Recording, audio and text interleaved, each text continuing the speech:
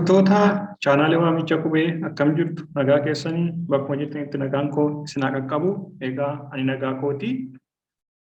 Barnoota har'aa keessatti walii wajjin kan ilaallu qubeelee dubbachiistuu fi dubbifamaa afaan Oromoo ilaalla. Egaa yeroo darbee barnoota keenya darban keessatti qubeelee afaan Oromoo gurguddaa fi xixiqqaa akkaataa itti sagaleeffamuu fi akkaataa itti qubeeffamu yookiin itti bocamu walii wajjin ilaaluun keenya ni yaadatama. Egaa namoonni qubee ammayyuu adda hin baafan irra deebi'aa shaakalaatiin jechuun barbaada.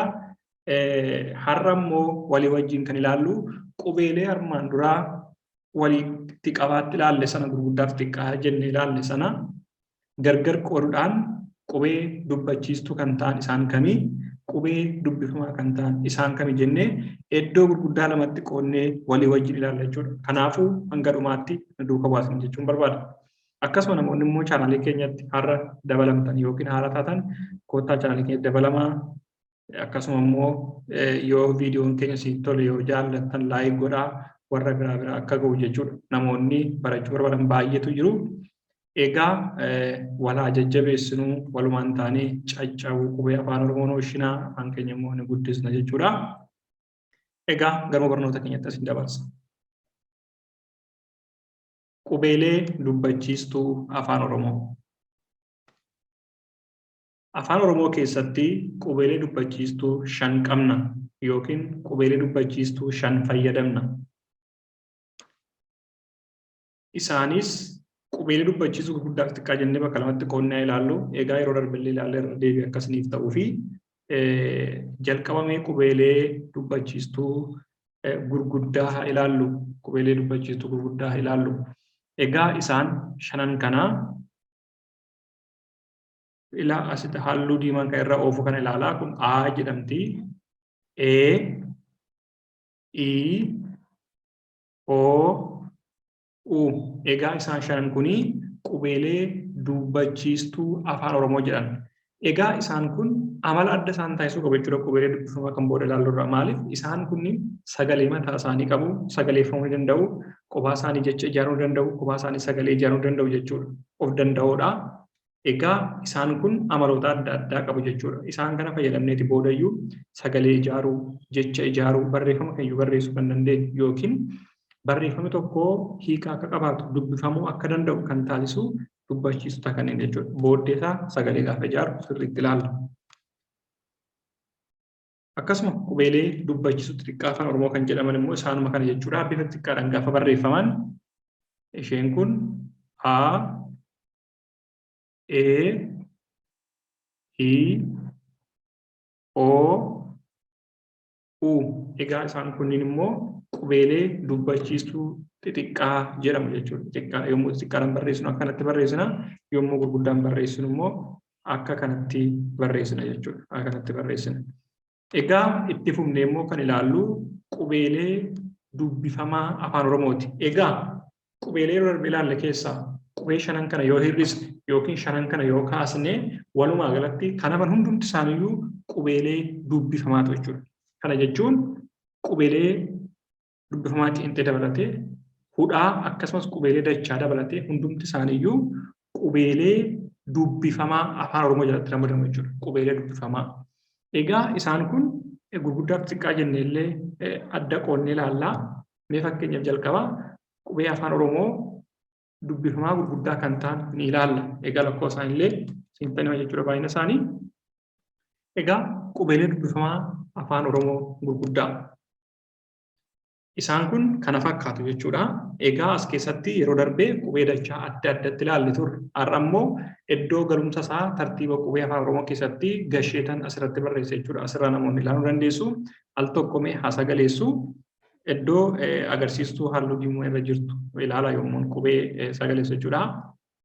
Baa, caa, chaa, daa, dhaa, faa, gaa, haa, jaa, kaa, laa, maa, naa, nyaa, paa, phaa, qaa, Raa, saa, shaa, taa, tsaa, vaa, waa, xaa, yaa, zaa, zhaa, hudhaa.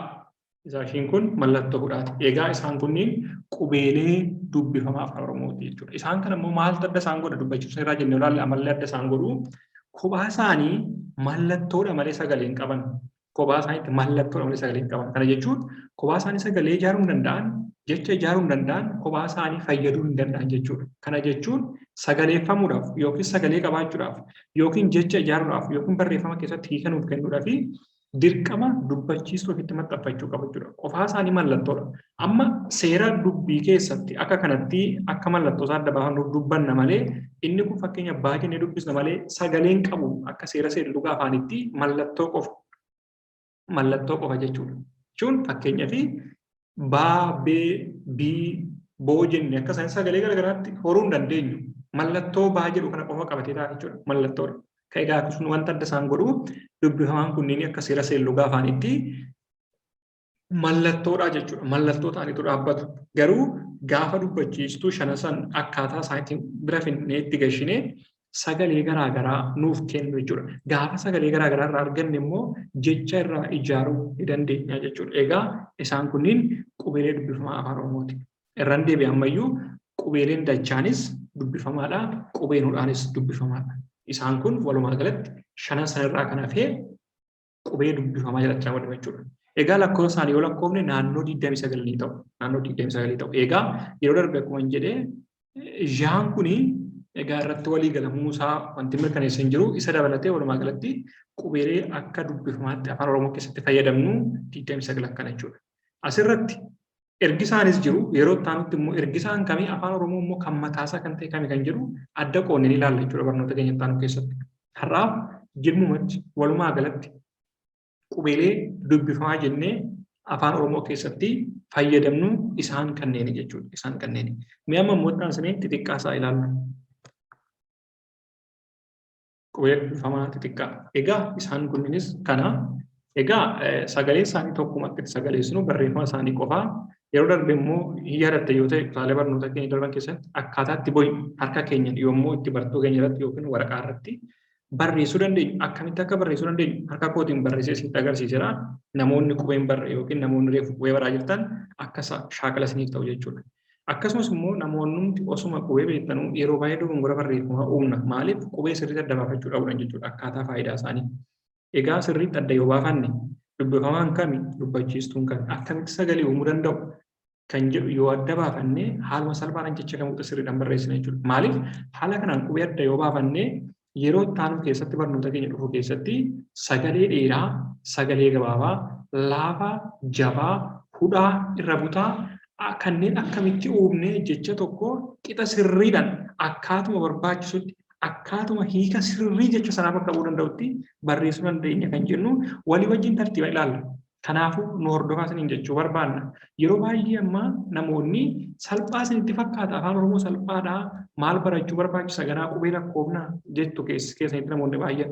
Garuu dogongorri kan uumamu asirraa anillee kanaafan qubee irraa jalqabee barsiisa. Itti utaalee achuma irraa seerluga irraa eegaluu ni danda'a. Jecha ijaaruu, hima ijaaruu, keewwata barreessuu, sirna tuqaalee, gosoota garee jechootaa akkasumatti barsiisuu ni danda'an ture rakkina hin qabu. Garuu yeroo baay'ee kan barbaachisu jalqaba irraa hundee isaarraa yoo adda baafachaa deemne haaluma salphaadhaan jecha kan muxa sirriidhaan barreessina jechuudha. Kanaaf namoonni qubee beektan hordofaa jechuun barbaada.